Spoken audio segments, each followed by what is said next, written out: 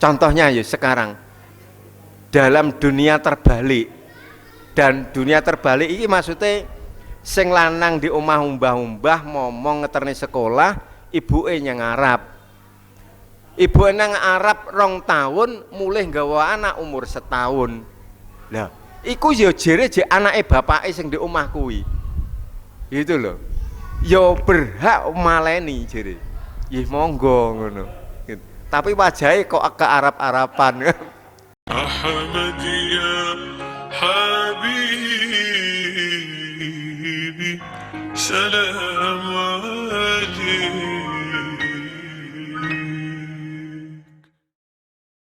Dan mereka bertanya kepada engkau tentang haid. Katakanlah itu agak berbahaya.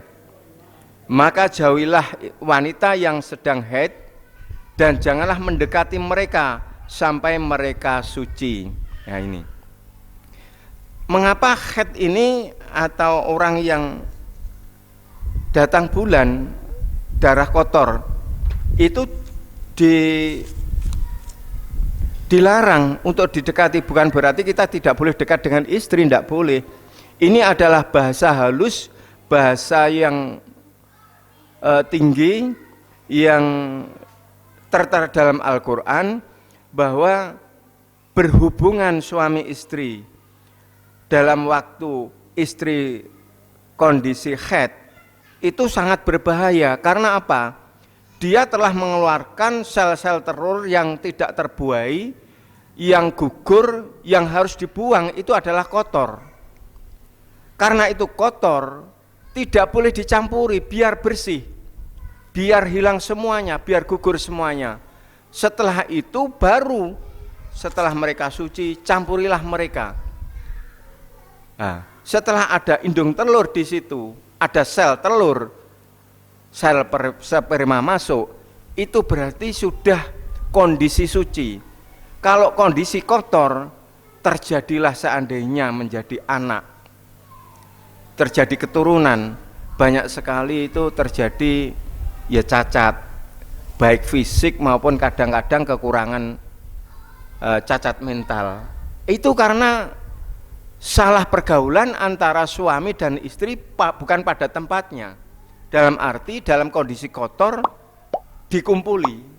Itu kalau terjadi itu terbuai betul-betul menjadi anak, kadang-kadang kekurangan fisik, cacat fisik atau mental itu. Dan orang yang dicerai hendaklah menantikan 3 kali peredaran.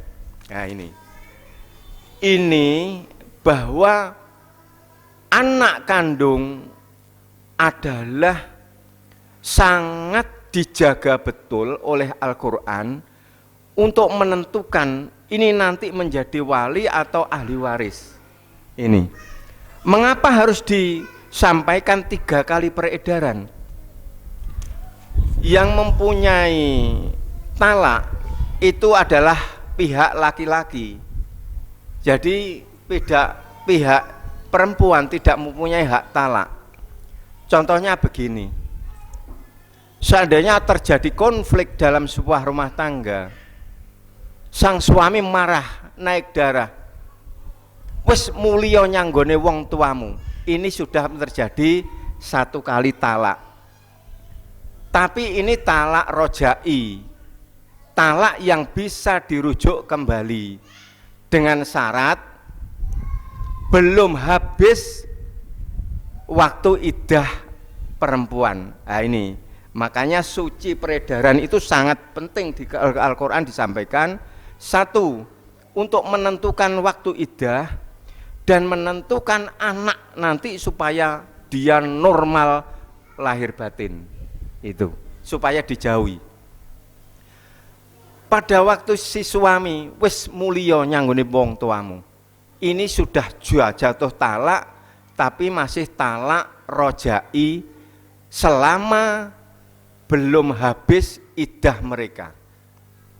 Lah iddah perempuan pada waktu masa tunggu itu 3 kali peredaran, 3 bulan 10 hari. Ini talak ini. Kalau sudah lewat itu, tolak rojai, seandainya pingin mengembalikan atau ingin rujuk kembali, harus dengan syarat pakai mas kawin dan pakai saksi. Jadi ijab kabul lagi kalau sebelum sudah habis waktu iddahnya. Tapi kalau iddahnya masih dalam berlaku ijik 2 bulan, wes awakmu tak rujuk neh dik, itu sudah gugur jatahnya ya. Terus yang kedua, tolak rojai ya seperti yang pertama tadi. Setelah yang kedua itu bisa lagi dirujuk tanpa kita harus ijab kabul lagi, pakai saksi, pakai mas kawin dan lain sebagainya. Sebelum iddah mereka habis bisa dirujuk kembali. Ini namanya tolak rojai. Tapi kalau sudah 3 kali bolak-balik kok murang-muring bolak-balik, wis mulia yang wong tuamu, kowe tak pegat. Seperti itu sudah 3 kali. Ini namanya sudah tolak bain. Ini sudah gak kena dibaleni neh. Sudah tolak bain. Walaupun masih dalam taraf masa iddahnya, masa tunggunya itu masih berlaku. Ini dengan syarat boleh dinikah lagi, tapi si perempuan biar dinikah orang lain dulu. Setelah dicerai boleh dinikah lagi. Ini syarat-syarat syar'i yang dilakukan oleh Islam. Tapi ini adalah hukum, maksudnya ini syar'i, syariat, tata cara Islam untuk mengatur itu. Gimana? Biar dia dengan beberapa aturan itu tidak sesukanya, tidak mudah-mudahnya menceraikan istri. Itu dengan beberapa hal semakin berat itu. Mengapa kok ada tenggang waktu, ada iddah sampai 3 bulan 10 hari? Ini menandakan seandainya masih istrinya si A itu dicerai, masih 2 bulan sudah kawin lagi, itu belum tentu si wanita itu sudah bersih atau dia masih mengandung atau belum. Itu loh. Ini adalah membedakan untuk membersihkan ini anak si mantan suami atau suami yang baru. Nah ini, makanya masa iddah, 1 untuk menjaga dzurriyyah, yang kedua untuk mengatur hati. Jangan-jangan kok jek pikirane jek seneng maneh, ndang tak rujuke neh. Iddah itu adalah masa tunggu, masa untuk berpikir, untuk kita gimana menghati-hati supaya tidak betul-betul terjadi perceraian. Jadi memang perceraian itu halal, tapi tidak disukai, tapi tidak diazab gitu, tidak diazab. Nah ini karena apa? Dicontohkan oleh Rasulullah. Itu nikah yang menyuruh Rasulullah, yang cerai yang menyuruh juga Rasulullah. Terus dinikah oleh Rasulullah. Nah itu naik pikiran orang kotor. Itu kadang-kadang iki kok gak pas gitu ya sebagai nganu.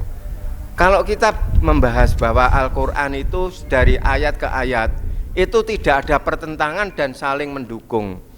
Kalau kita membaca ayat aqimis sholah, kerjakanlah sholah, ini perkara yang diperintah oleh Allah, fiilnya amr, perintah. Tapi satu saat fawailul lil musallin, ciloko wong sing padha salat.